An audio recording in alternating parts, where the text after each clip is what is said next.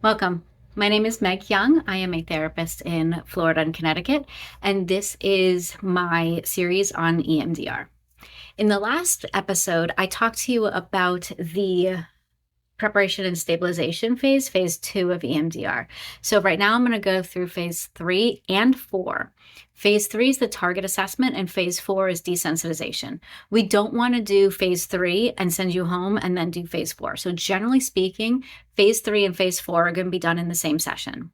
So this might be a longer session. This might be an 80-minute session instead of a 50-minute session. So in this phase, what we're doing is saying, okay, the target assessment, what's bringing you to me? So what is the EMDR target that we're working on? And let's just say that it was a car accident, 6 months ago. So that car accident 6 months ago, what we're going to do is we're going to activate that neural network. So I'm going to ask you, when you think about that accident, what is the image that's coming up for you now?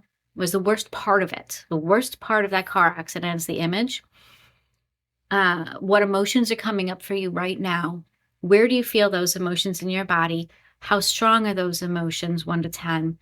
And what is the core belief? What is that negative belief about yourself? And that might be something like, I'm not safe to drive. Okay. And then I'm going to also ask you, what would you rather believe? What is that positive cognition? And you might say, I am safe to drive, right?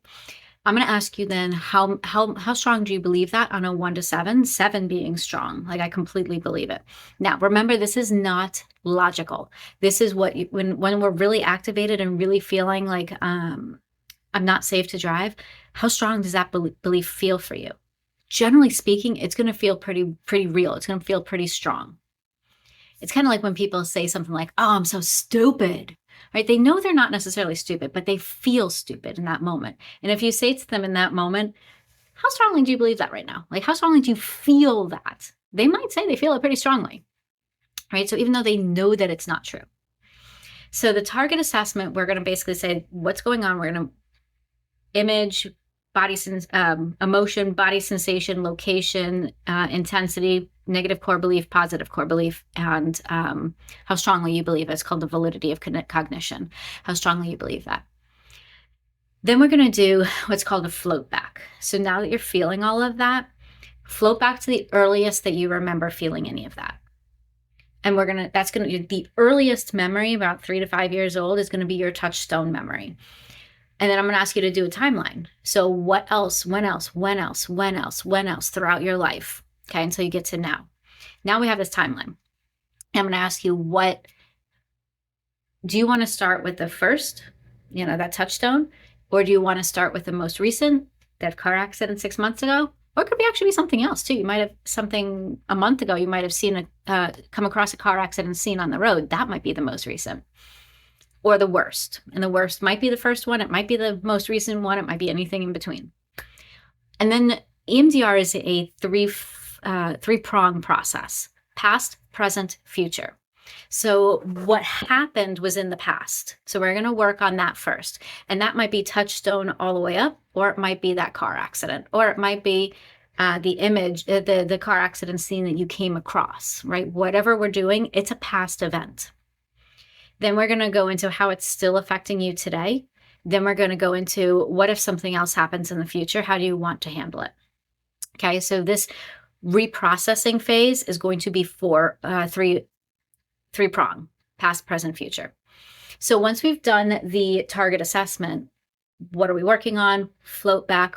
Which one specifically are we working on? Now we're going to move into the reprocessing phase. So reprocessing is where we're going to activate that whole neural network of the target we're working on. What's the image that represents the worst part? What's the emotion in your body right now? How strong is it? The location of it, the negative core belief, the negative core belief. And then I'm going to go fast. We're going to do fast reprocesses.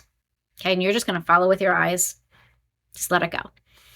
I don't know, give or take 45 or so, right? And then I'm going to stop. I'm going to ask you to take a breath. What did you notice? Whatever came up for you. what you saw, what you felt, what you heard, what you, just whatever experiences you had. I'm going to say, let's go with that now. So whatever came up, we're going to go from there and just let whatever happens happen.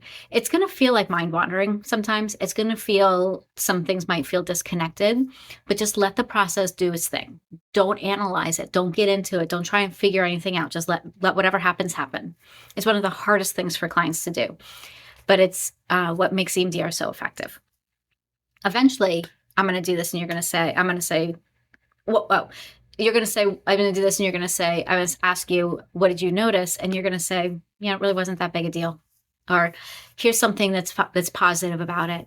Or it's not quite as strong as it used to be. When we have two neutral to goods, we're going to go back to the target. So whatever we were working on, are we working on the car accident or the scene you came across or the touchstone, whatever it is that we're working on, we're going to go back to that. What's the worst part of it now?